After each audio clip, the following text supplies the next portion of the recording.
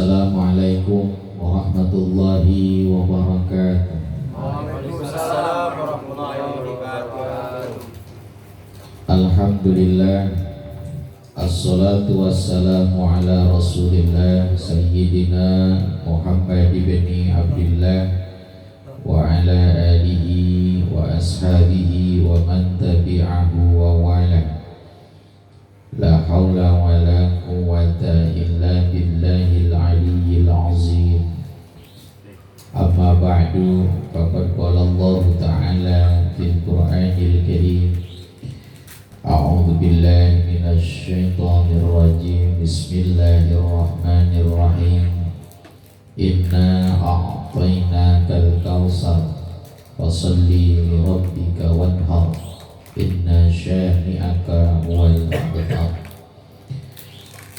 Qala Nabi sallallahu alaihi wa alihi wasallam, man yajid sa'atan wa lam yudhah fala yaqrubanna musallana. Sadaqallahul azim wa sadaqa rasuluhun nabiyul habibul karim. Wa nahnu ala dhalika minasyahidin wasyakirin walhamdulillahi rabbil alamin. Hadirin pengurus jamaah Majelis Taklim Al-Istiqomah, hadir di tengah kita pengurus Majelis Taklim Wali Songo, juga tentunya seluruh handai taulan keluarga besar Majelis Al-Istiqomah, baik itu yang ada di kakap 4 ataupun di kakap 5, orang tua kita Bapak Haji Endang, mata Allah bituli hayati. Kita doain mudah-mudahan sehatul afiat, selalu diberkahi oleh Allah Subhanahu wa ta'ala. Kita yang hadir di kediaman saudara kita, tetangga kita, Bapak Fathur Rahman, mudah-mudahan kediaman beliau senantiasa dijadikan kediaman yang penuh dengan barokah. Anak-anaknya dijadikan anak-anak yang soleh dan solehah, keluarganya dijadikan keluarga yang sakinah, mawaddah, warahmah. Kita yang hadir malam hari ini mudah-mudahan mendapatkan curahan taufik dan rahmatnya Allah Subhanahu wa ta'ala. Amin ya rabbal alamin. Hadirin, di malam alhamdulillah kita dipertemukan kembali oleh Allah. Wasilahnya memasuki bulan haram Zulqa'dah. Kemudian sebentar lagi kita memasuki bulan Zulhijjah. Biasanya Zulqa'dah dan Zulhijjah dikatakan oleh para alim ulama, Allah berikan anugerah rahmat selepas lewatnya Ramadan. Gak kurang-kurang Tuhan kita ngasih kasih sayang. Kalau Ramadan disebut Syahrul Quran, maka di bulan Zulqa'dah, Zulhijjah tersebut dengan Asy-Syahrul Hurum, bulan yang dihormati oleh Allah Subhanahu wa ta'ala. Di dalamnya ada perintah menunaikan ibadah haji ke tanah suci. Bagi kita yang tidak berangkat ke sana, disunahkan untuk menyembelih kurban. Mudah-mudahan kita sehat semua, badan kita insya Allah, rezeki kita ditambah sama Allah, bisa menunaikan ibadah ke tanah suci di waktu dekat. Mudah-mudahan kita berpartisipasi untuk menunaikan sunnah kurban. Maka ini malam sedikit kita bahas fadilah daripada kurban dan seluk-beluk yang ada di dalamnya, kaitannya dengan bulan Dzulhijjah. Syekhul Imam Khatib Asy-Syarbini beliau menyatakan makna daripada kurban. Disebut sebagai kurban disembelihnya hewan ternak yang Allah Subhanahu wa ta'ala gariskan, dihadirkan sebagai taqarrub ilallah, niat mendekatkan diri kepada Allah Subhanahu wa ta'ala.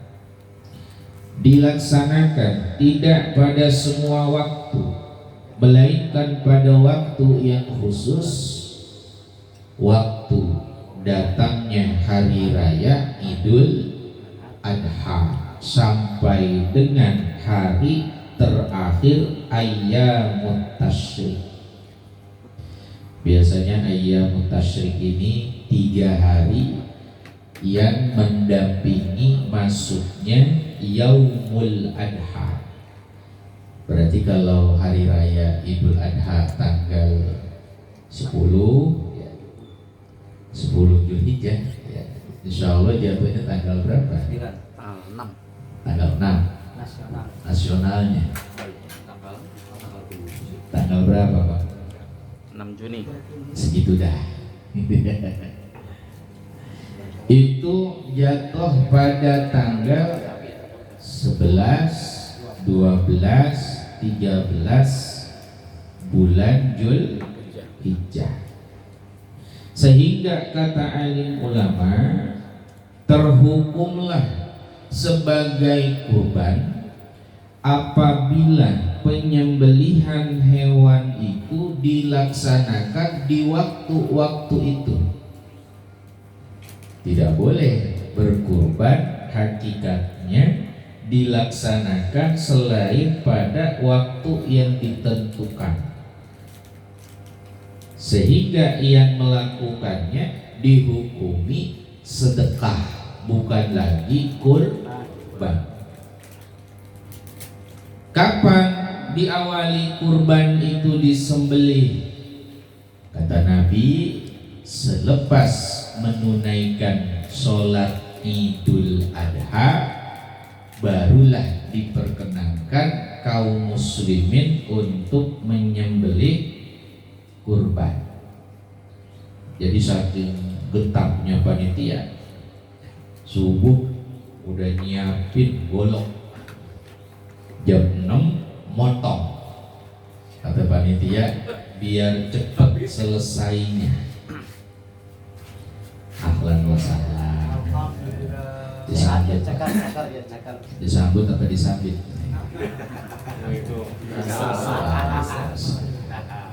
Kacamatanya mana kacamata? Barakallah. Sehat-sehat. Selamat datang. Guru ya. Barakallah. Maman. Iya. Tim kopi, siapin lah. Tanpa gula biasanya ya.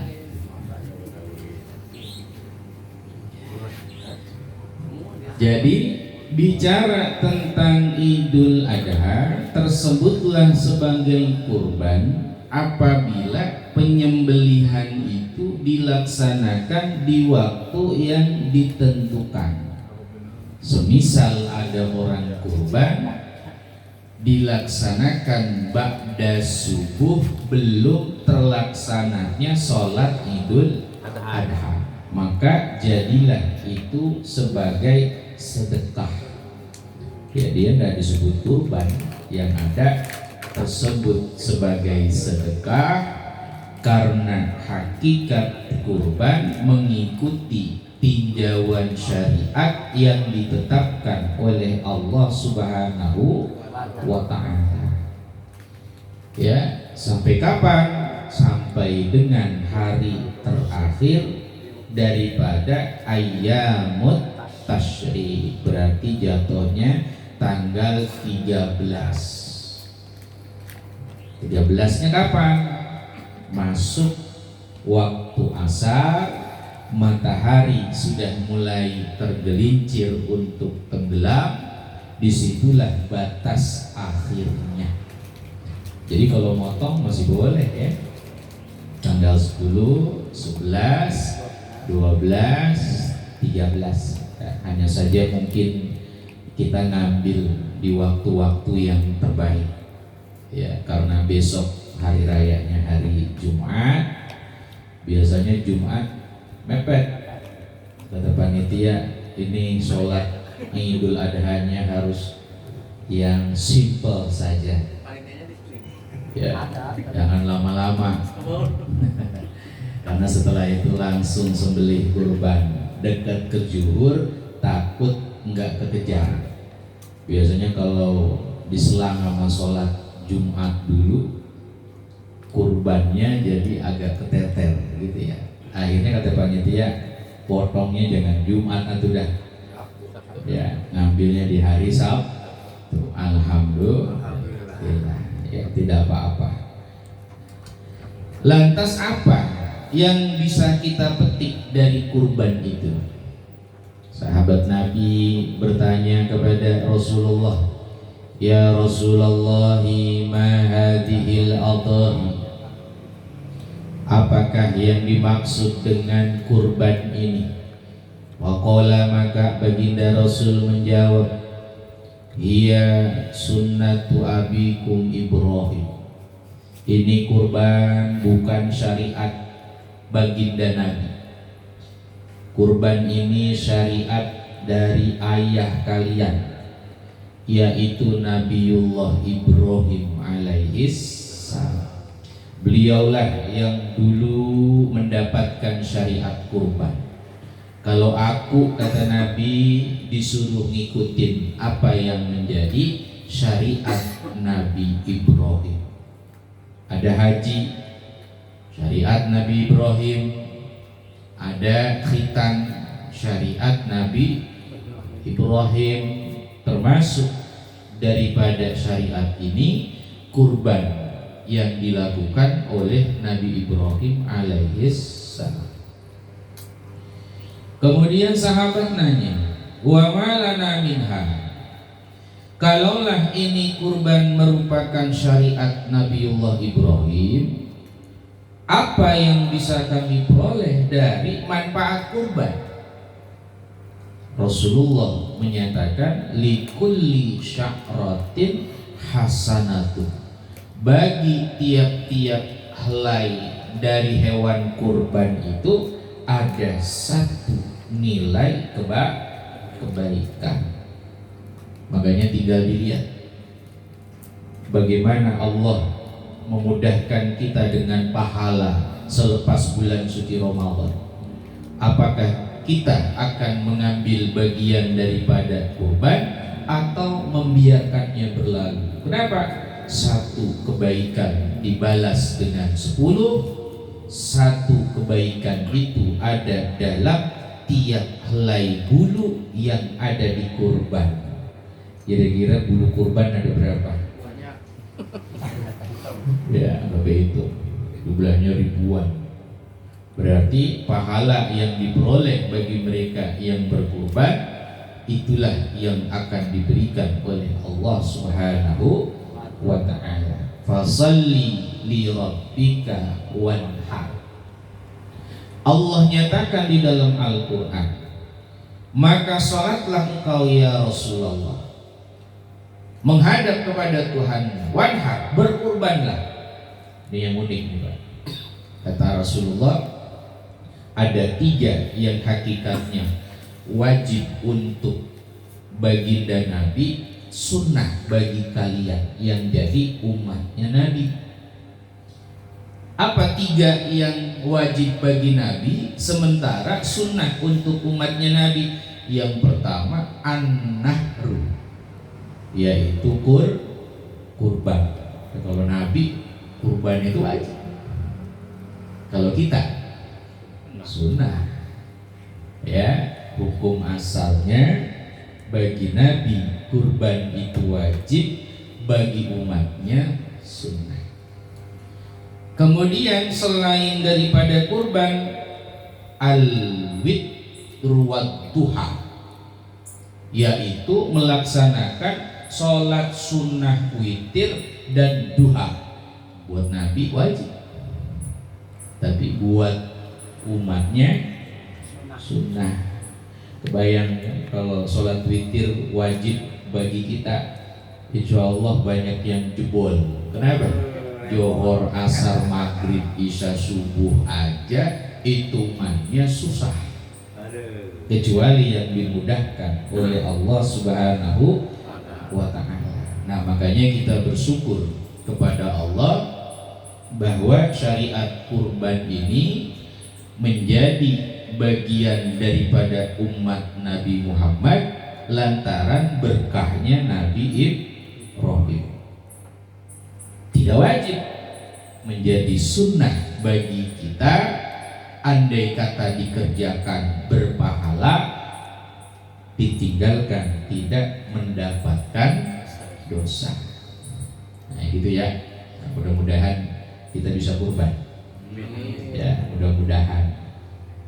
Nah, kemudian dikatakan oleh para alim ulama, hukum daripada kurban yang sifatnya li ummati Muhammadin sunnah, sunnatul aini wal kifayah.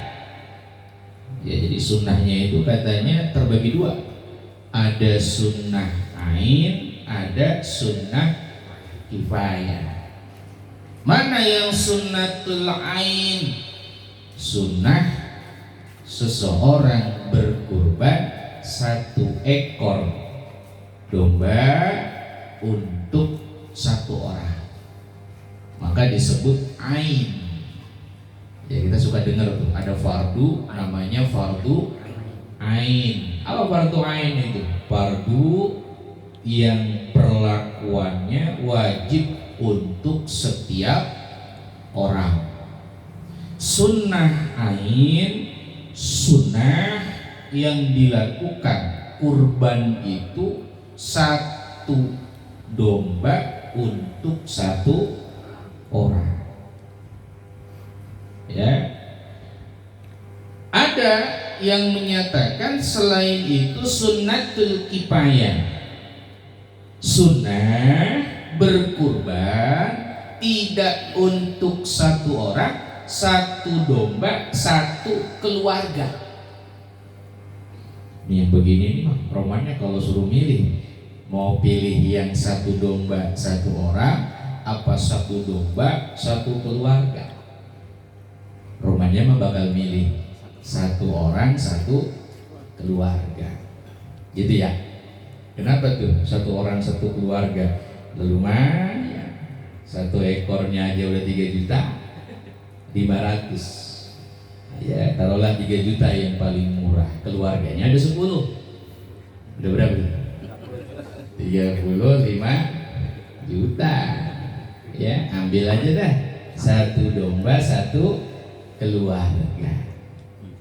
Nah, jadi ada kaul yang mengatakan bolehnya seseorang berniat 1 domba untuk 1 keluarga, disebut dengan sunnatul kifayah.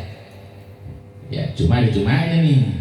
Ya, menurut ulama asy-Syafi'iyah yang termaktub sebagai sunnatul kifayah tidak menjadi hewan tunggangan di akhirat. Dia hanya berkisar terbaginya pahala kurban yang disebarkan untuk 1 keluarga, bukan 1 domba untuk 1 nyawa. Paham loh? Ya, nanti kalau panitia ada yang datang kemudian diserahin domba, jangan jangan diusir. Pokoknya saya mau domba 1 untuk 1 keluarga, Pak. Ya, kata panitia agak boleh, Pak. bawa lagi tuh kambingnya. Akhirnya panitia nggak dapet kambing. Boleh ambil kalau emang niatnya begitu. Cuma kasih tahu yang dimaksud makna sunnatul kifayah demikian adanya. Mengapa satu kambing itu satu nyawa? Berdasarkan riwayat yang diambil dari peristiwa Nabiullah Ibrahim. Ya, dulu Nabi Ibrahim mimpi.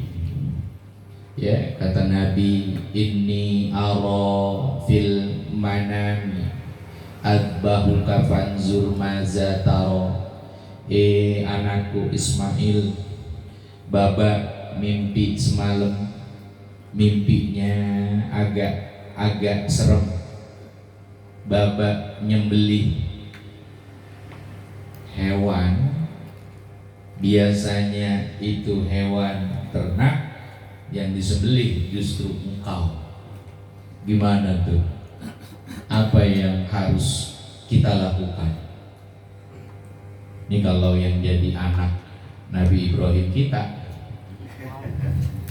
romannya mah langsung kabur aja udah.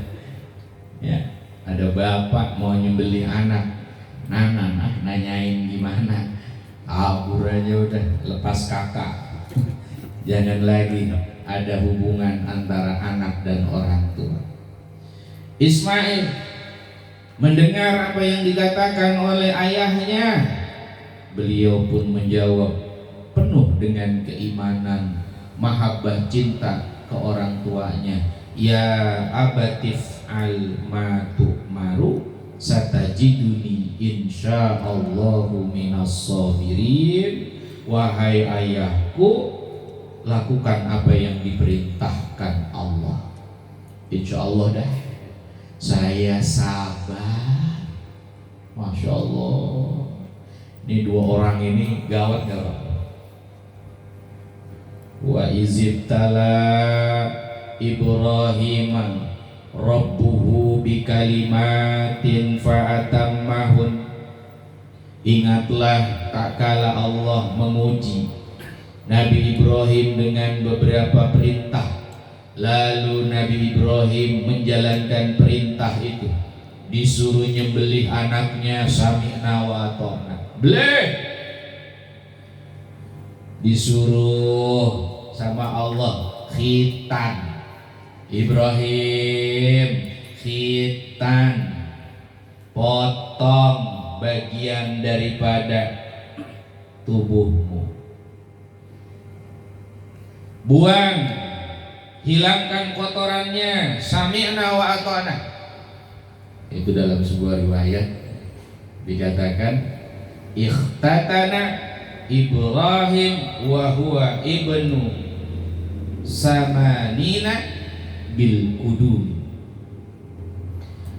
Adalah Nabiullah Ibrahim berkhitan, usianya saat itu 80 tahun. Berkhitan menggunakan kampak. Masya Allah. Sama Allah disuruh potong Ibrahim, sami'na wa ata'na. Kalau kita suruh motong apa? Tiba-tiba pakai kampak, ya, yang ada kabur. Ya.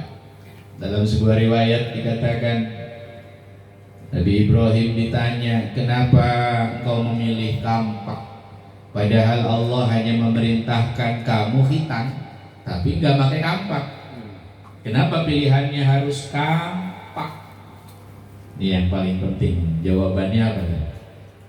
Saya tidak mau menunda-nunda apa yang diperintah oleh Allah Subhanahu wa Ta'ala. Waktu saya mendapatkan perintah itu, yang kelihatan di mata kampak.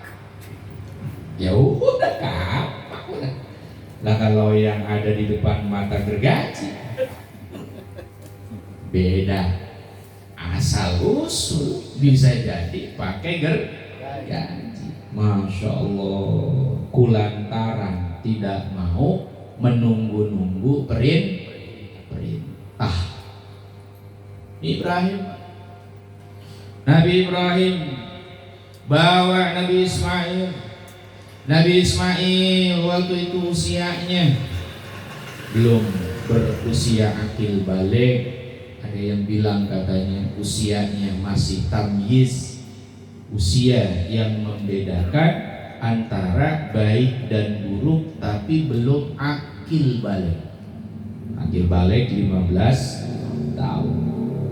Tapi usia 6 sampai 15 tahun itu usia yang bisa ngebedain mana baik, mana buruk. Biasanya kalau pipis di celana dengan pipis di kamar mandi, dia udah bisa ngebedain. Malu kalau pipis di celana, akhirnya di kamar mandi, tapi belum balik. Ini namanya tamyiz. Ini Ismail dibaringkan oleh ayahnya, kemudian beliau bertakbir kepada Allah Subhanahu wa ta'ala. Nah, yang ikhlas ridho, ayah sayang kepadamu, ini perintah dari Allah. Allahu Akbar, Allahu Akbar, Allahu Akbar. Takbiran. Ternyata sumber ceritanya, asbab nuzulnya begitu. Peristiwa yang didapat oleh Nabiullah Ibrahim. Disembelih Ismail, mengucapkan itu kalimat saking ingin menguatkan hatinya kepada Allah. Allahu Akbar, Allahu Akbar, Allahu Akbar. Masya Allah. Ternyata pisau yang digunakan untuk menyembelih Ismail tidak mempan. Ya, Ismail nanya sama ayahnya, udah selesai belum? Ayah, dari tadi takbir Pak, udah selesai belum? La ilaha illallah wallahu akbar. Kalaulah saya harus meninggal dunia, kalimat yang keluar di akhir hayat saya adalah pujian tiada Tuhan selain Allah. Allah yang maha besar. Tuh kalimat itu tuh disaut Pak. Malaikat pada ngeliatin. Oh Ibrahim, hamba Allah Al-Khalil, baru saja dapat predikat dari Tuhannya sebagai Khalil. Ibrahim Khalilullah, Ibrahim kekasihnya Allah. Musa Kalamullah, Nabi Musa itu punya gelar Kalamullah. Isa Ruhullah, Nabi Isa itu Ruhullah. Muhammad Habibullah, Nabi kita Nabi Muhammad punya gelar Habibullah. Lah ini Ibrahim gelarnya Khalil. Lihat sang Khalil, sang kekasih Allah, disuruh nyembelih anaknya, bener-bener disembelih. Masya Allah, dijauh. Kalau tadi anaknya mengatakan la ilaha illallah wallahu akbar, malaikat bertasbih Allahu akbar walillahil hamd. Ini makhluk Allah yang mulia. Wa fadainahu bidzibhin azim. Kemudian di Al-Quran Allah mengabadikan, kami ganti Ismail yang sedang disembelih oleh ayahnya dengan sembelihan yang sangat besar. Allah datangkan domba dari langit turun ke bumi. Itu domba ujuk-ujuk ngegantiin Nabiullah Ismail. Nabi Ibrahim sedang memotong, dikira yang dipotong adalah Ismail, ternyata yang tersembelih adalah domba. Dari mana itu domba? Syekhul Imam Ibnu Katsir menyatakan, wa huwal qabsun, ini adalah satu domba min ibni Adam alaihissalam, dari anak turunnya Nabi Adam. Ini domba milik daripada Habil yang dulu diperintahkan oleh Allah berkurban. Nah, jadi kembali lagi ke akhirnya ya, ceritanya ujuk-ujuk ke Nabi Adam, karena tiba-tiba ada domba datang ngegantiin Nabi Ismail. Kata Ibnu Katsir, itu domba milik daripada anaknya Nabi Adam. Jadi mau gak mau kudu tahu ceritanya juga ya, biar bapak paham gitu maksudnya. Jarang-jarang soalnya diceritain. Ya, nah nanti kita coba angkat sedikit. Coba. Nabi Adam punya istri namanya Siti Hawa. Siti Hawa melahirkan 120 kali. Bang, bini kita ngelahirin berapa kali? Kali. Ah, kayaknya 4 kali begah. Ya, Siti Hawa 120 kali. Loh kok bisa 120 kali? Berarti 120 tahun. Karena 1 tahun lahir. Kan gitu. Manusia nggak mungkin Pak sebulan lahir. Ya, minimal di dalam kandungan 9 bulan. Berarti kalau lahiran minimal 1 tahun sekali. Ada yang 1 tahun 2 kali lahiran. Doyan amat. Lah itu. Nabiullah Adam punya istri Siti Hawa yang melahirkan 120 kali. Masing-masing kembar. Oh, merana kali. Lahir 2, lahir 2, lahir 2. Begitu Nabi punya anak, pada gede pengen nikah. Kalau bahasa kita mah, nyak sama bapak dulu yang ngawinin siapa? Lah Allah, kawinannya di surga, ngebesannya sama malaikat. Ya, diijab kabulinya sama Allah Subhanahu wa ta'ala. Maharnya sholawat sama Nabi Muhammad. Masya Allah. Berarti ada besan di surga. Nah, emang ada.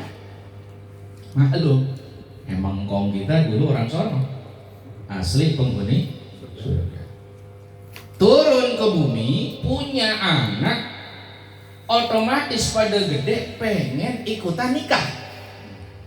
Kata Nabi Adam, boleh, cuma ada cumanya nih. SOP yang disarankan Allah, boleh menikah, tidak boleh sedarah, satu rahim. Harus nikah dengan adik yang di bawahnya. Begitu. Habil nerima, yang kagak nerima Qabil. Kenapa? Qabil ngerasa adik kandungnya punya wajah lebih cantik dibandingkan adik yang lain. Ya, makanya ada pernikahan kulantaran bukan ngelihat agama gitu ya, tapi melihat pada fisiknya. Ya, dia mah petot itu. Kalau kawin sama gua punya anak lebih letot lagi nanti ya. Udah pesek punya bini cari yang mancung. Kenapa? kalau punya anak, insya Allah ada perbaikan keturunan. Kan begitu ya? Iya. Dan itu udah ada Pak. Di zaman Nabi Adam udah seperti itu. Akhirnya aman Nabiullah Adam dikasih tahu, udah begini deh, 2 orang nih. Yang satu pengen baik kawin sama adiknya, yang satu ngikut apa kata bapaknya, sami'na wa ata'na. Sekarang mau kurban baik pada kurban dah. Siapa yang diterima kurbannya, itulah yang dipilih sama Allah dengan pilihan terbaik. Habil, persembahkan sesuatu untuk Tuhanmu. Qabil, persembahkan sesuatu untuk Tuhanmu. Apa aja udah mau disembah-sembahin, terserah apa. Ya, kalau zaman sekarang kita nyebutnya apa ya? Pak, kopi, pahit, apa namanya? Saja kali ya, iya kan? Rokok, apa lagi tuh? Itu bukan nomor itu. Ya, segala macam gitu ya. Bekakak dibawa. Habil membawa domba, Qabil membawa yang namanya hasil bumi. Kita nyebut sajen. Dibawa. Jadi zaman dulu udah ada itu. Sesembahan begitu udah ada. Bedanya sesajen mah bukan untuk Allah, gitu ya. Kalau sesembahannya Habil Qabil mah kepada Allah, akhirnya diterima sama Allah, nggak disia-sia, dibawa ke langit, kemudian ditempatkan pada satu tempat la ya'lamuhu illallah. Ada yang bilang katanya ditanam di kebun-kebunnya surga. Itu domba Pak, ditanamnya di sono no, di bawah. Adapun persembahan Habil ditolak. Kenapa? Dia mah punya hati gelit, jelek. Yang diberikan sesembahan kepada Allah bukan hasil yang terbaik. Ya kalau bahasa kita mah sedekah, ngasih ke orang, pengennya yang bekas aja, jangan yang baru. Ada nggak tuh model begitu? Kan ada ya eman-eman, katanya eman-eman. Ada duit di dompet merah, berarti 100.000. Ada yang biru 50.000. Ada yang hijau 20.000. Ada yang pink berapa? 10.000. Ada yang coklat 5.000. Tuh kalau kita disuruh ngebuka dompet mau ngasih yang mana? Abu-abu 2.000. Tuh. Iya, ini persembahan. Ujian kalau bahasa kita mah. Mungkin ini kasus Qabil dan Habil, tapi hakikatnya hikmah di balik itu terjadi bukan hanya kepada mereka, tapi kepada kita anak cucu Nabi Adam. Kalau pengen hidup mulia, bersedekahlah, berkurbanlah dengan sesuatu yang terbaik. Nilainya di sini. Karena nggak diterima kurbannya, hasudnya makin menjadi. Maka Habil dibunuh. Ada riwayat dicekek, riwayat lain dikatakan dilempar batu, ada riwayat lain mengatakan ditusuk dan digigit dengan taringnya. Tapi kok banyak alim ulama yang mengambil bahwa Habil dibunuh menggunakan batu. Pecah malah, jatuh darah, dimakan pertama kali oleh bumi. Darah dimakan bumi, buminya getar, kaget. Karena bumi juga khalqun min khalqillah.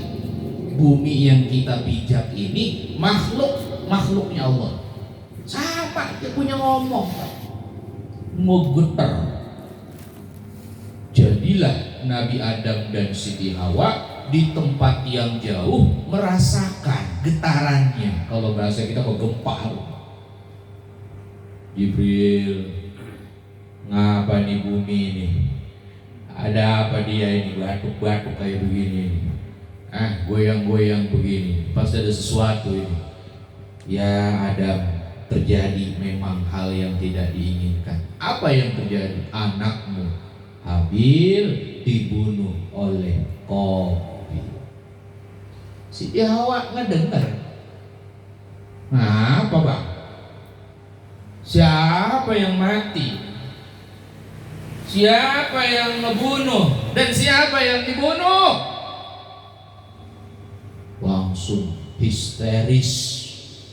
Maka kata Nabi, adalah kejadian Habil terbunuh menjadikan Siti Hawa dengan tabiatnya diikuti oleh cucu-cucunya. Perempuan kalau udah mendengar kabar berita buruk, kematian saudaranya, orang tuanya, tidak akan pernah sama dengan laki-laki. Histeris. Bahasa kita mah teriak, kecewa.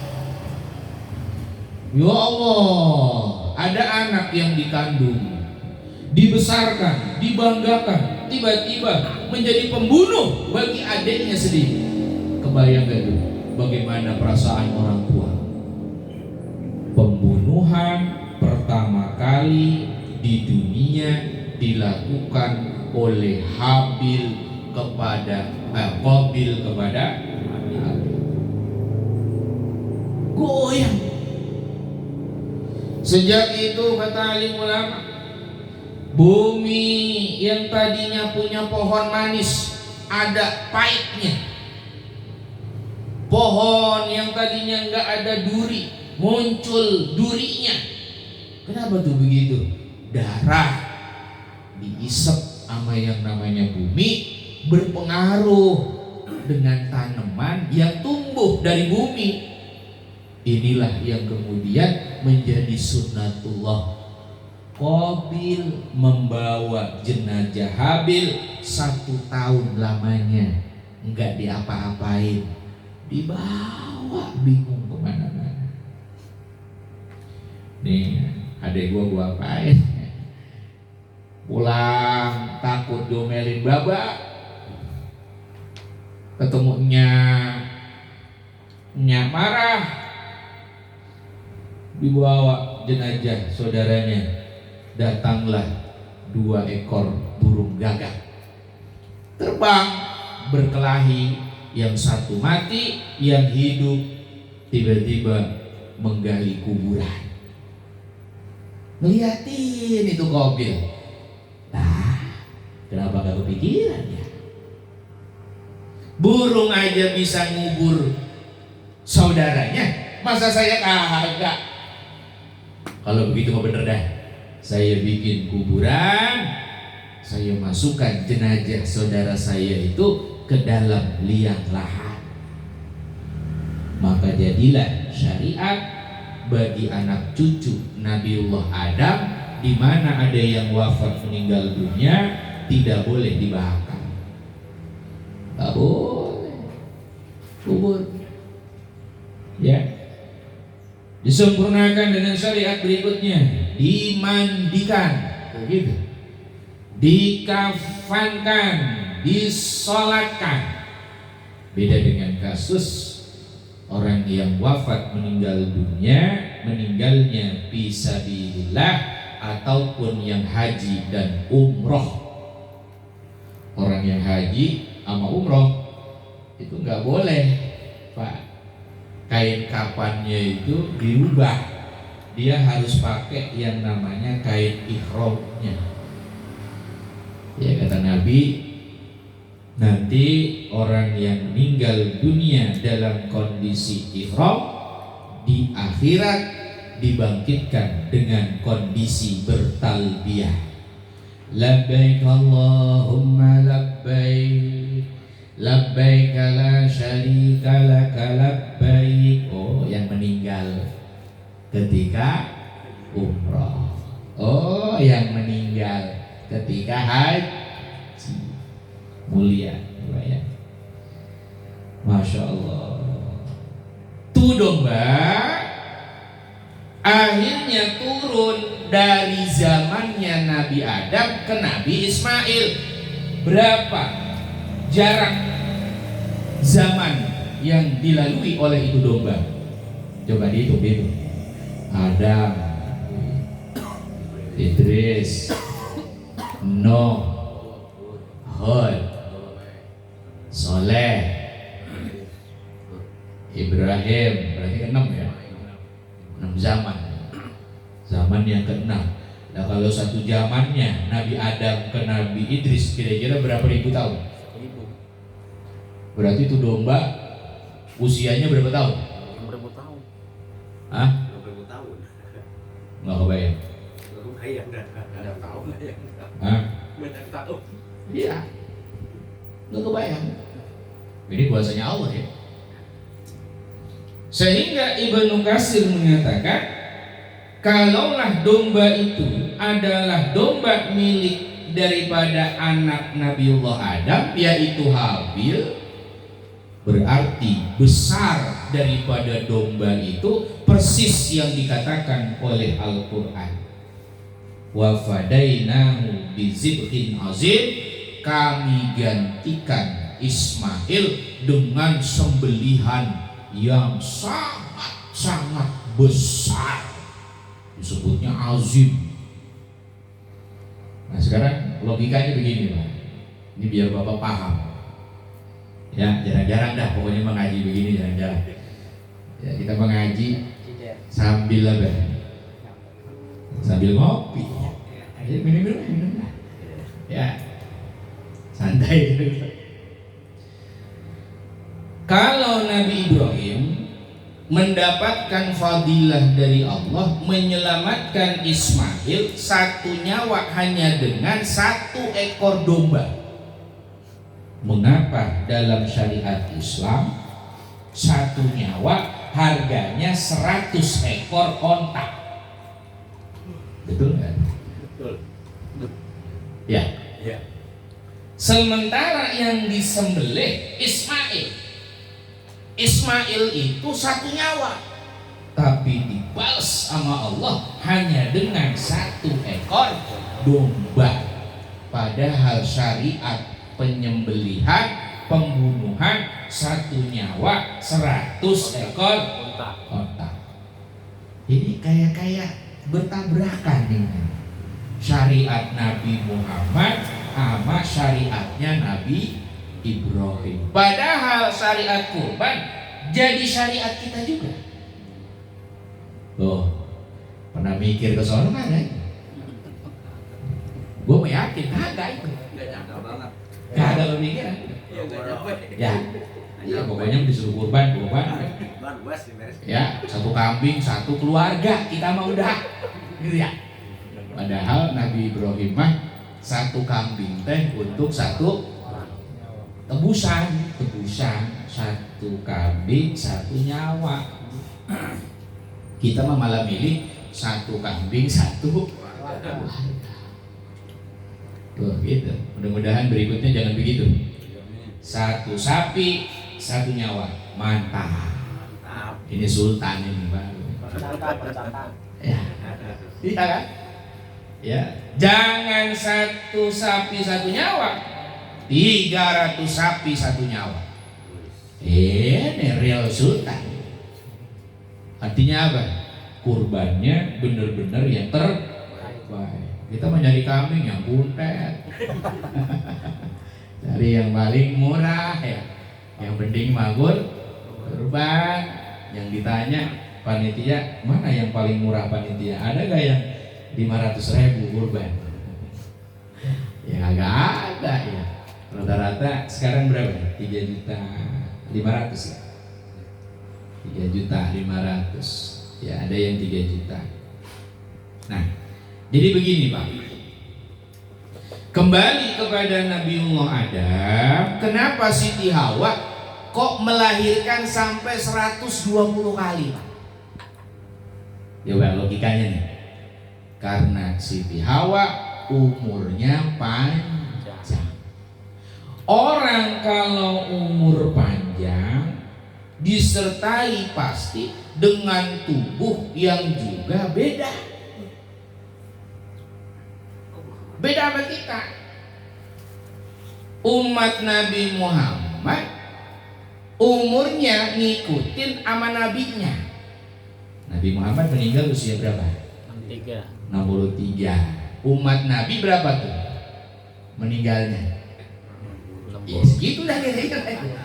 63. Abah lewat nih berarti. Aduh, wah, dulu Oh, sini. Ya. Jangan-jangan pulang dari sini. Ketemu Yayang Beb gitu maksudnya. Bukan meninggal. Nabi Muhammad 63 tahun.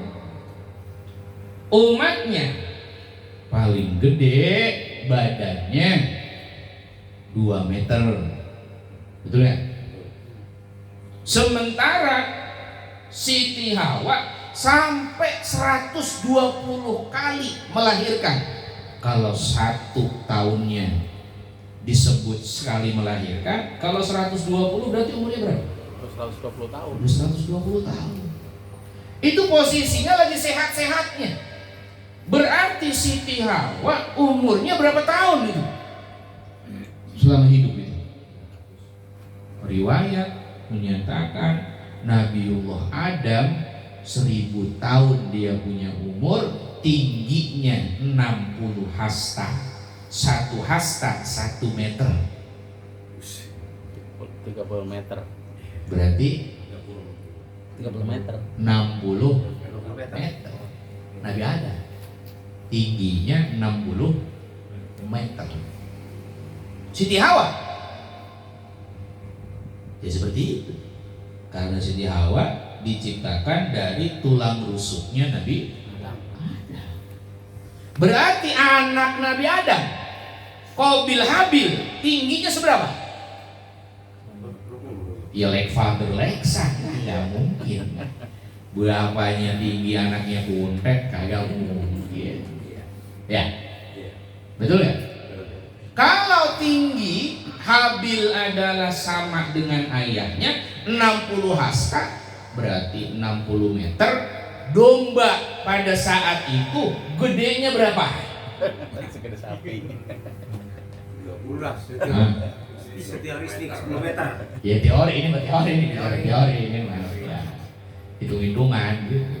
Kita sekarang 2 meter. Kambing sekarang nih kita mau motong kurban, tingginya ada nggak tuh 1 meter? Nggak ada. Kambing. Sekitar dah. Kambing super itu mah ya. Udah super itu kambing 1 meter itu udah kambing super. Berarti kita bilang kalau tinggi Nabi Adam 60 meter, dombanya 30 meter. Pernah lihat domba 30 meter nggak Pak? Segede apa itu domba? Masuk akal lah ini. Kenapa satu nyawa Nabiullah Ismail hanya cukup digantikan dengan 1 ekor domba, sehingga ketika dikonversi 1 nyawa sama dengan 100 ekor onta, itulah mungkin gedenya domba daripada Nabi Adam. Paham maksudnya itu? Ya, ini ilmu. Jadi bisa kejawab nanti. Oh, berarti 1 domba, 1 nyawa maksudnya digunakan untuk penebus jiwa seseorang, memaknai 1 domba 1 keluarga bukan untuk satu nyawa tapi pahala. Gitu. Paham ya maksudnya ya? Karena selain domba diperkenankan oleh Nabi 1 onta 7 nyawa. Begitu ya? Sapi 1 dikerebutin 7. Berarti ibarat mobil mah dia hitungannya mobil apa itu? Pansa. Avanza 3 baris ya. Yang 2 baris mah isinya 5 merenah. Ya. Ibarat kambing kita nyebutnya berarti motor. Motornya boleh milih Scoopy perempuan apa motor yang laki-laki. Thunder Suzuki Thunder. Gitu. Ditaikin seorang ngepotnya enak. Ya bener gak? Punya motor naikin sendirian, di depan ada polisi, ngepot. Enak gak tuh ngepotnya? Enak, sendirian, lega gitu. Paham ya? Nah sekarang 1 motor ditumpakin 1 keluarga. Kira-kira jalannya kudu gimana? Pelan. Lah ngepot, buru-buru ngepot itu udah jatuh. Paham itu, paham. Ini mah logikanya gitu ya, ngomongin ke sana. Yang punya sapi ditaikin sama 7 orang. Ibarat mobil Avanza tadi tuh. Avanza berapa itu? Muatnya 7. Boleh nggak dimuatin 12? Lah ada mobil 12 orang Avanza itu. Tapi lihat jalannya miring-miring Avanza. Udah mulai itu tanda-tanda min alamah itu. Ya, bannya udah meledak, pecah misalkan begitu karena tidak sesuai kapasitas. Makanya kambing, domba yang kemudian disembelih untuk 1 keluarga di akhirat pasti dia lari. Oleh gua.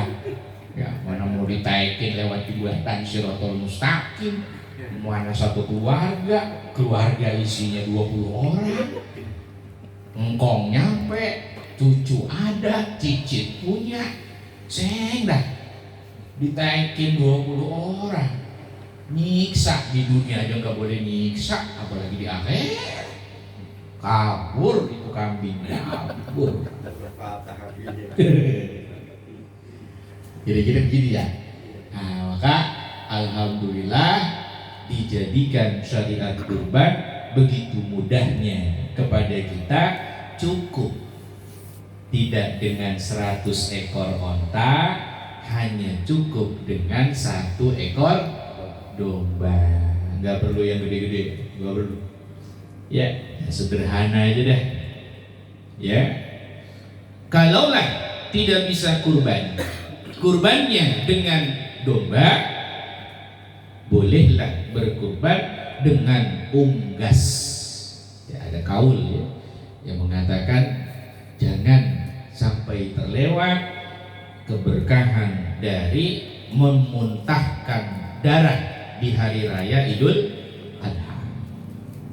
Kalau tidak ada rotan, akar pun jadi nggak ada domba, ambil unggas bagi yang tidak mampu. Ya, hati-hati ya Pak ya. Kata Nabi, man yajid sa'atan falam yudoh fala yakrubanna musallani. Siapa orang yang dikasih keluasan rezeki, dia tidak mau untuk berkurban, jangan mendekati tempat kami sholat. Artinya kalau besok hari raya kita punya rezeki, gitu Pak ya. Nah, ternyata di hari itu kita punya uang lebih, anak bini kita masih bisa makan, masih bisa minum, sekolah anak-anak nggak ada utang, berarti kita punya duit lebih. Kurban. Andai kata tidak berkurban, hukumnya akan dimarahi oleh Nabi kita, Nabi Muhammad. Nggak boleh.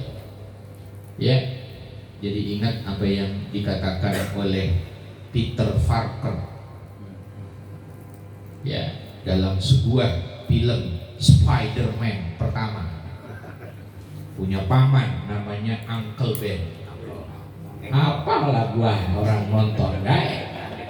Engkau. Nah itu sampai ngomong itu besarnya ya anugerah sejajar dengan besarnya tanggung jawab. Kalau punya wajah Spider-Man dengan kekuatannya, punya tanggung jawab lebih untuk menolong makhluk-makhluk Allah Subhanahu wa ta'ala. Benar ya?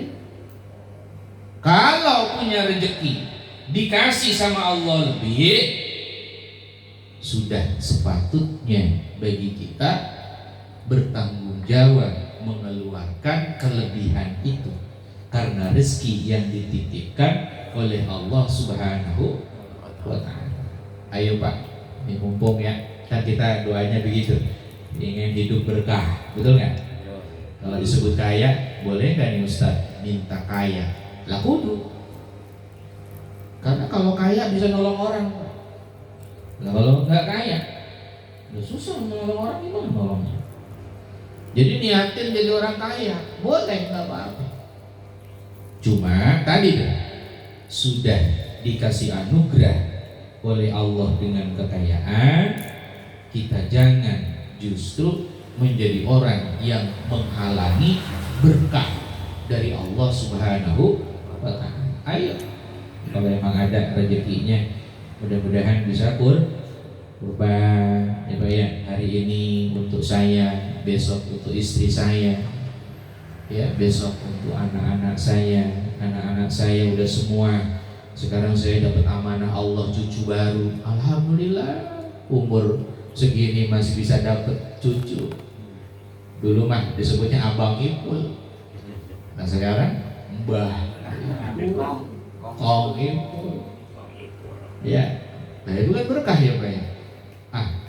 Kurbanin tuh buat cucu saya, begitu.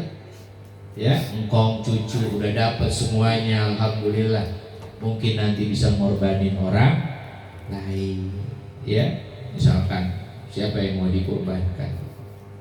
Ya, tetangga kita, teman kita, saudara kita, tongkrongan kita. Nggak apa-apa, semuanya dapat berkah dari Allah Subhanahu wa ta'ala. Ya, para bapak, mudah-mudahan Allah memberikan kita sehat, berikan kita panjang umur. Allah berikan kita kemudahan untuk berkurban. Ya, amin ya robbal alamin. Yang lain tentang fikih kurban, saya kira nanti bisa sambil lalu saja untuk berdialog ya, menyampaikan satu dua hal. Boleh nggak kalau kurban untuk non Islam gitu ya? Panitia suka bingung, ujug-ujug datang baik itu ke masjid ya, ngebantuin nyacak daging segala macam. Boleh enggak itu daging kurban buat orang non Islam? Boleh apa enggak? Nah, itu nanti ada runtutannya dalam fikih kurban. Tapi kalau malam ini disampaikan, takut terlalu lama ya, videonya terlalu lama. Ya biasanya durasinya 1 jam, ini udah berapa jam? Ada kali ya sejam ya? Iya udah lebih ya. Dia bilang lebihnya biasa ya tuh kan. Kalau lebihnya Roman makannya kesal banget. Ya, ini saja dan bisa disampaikan.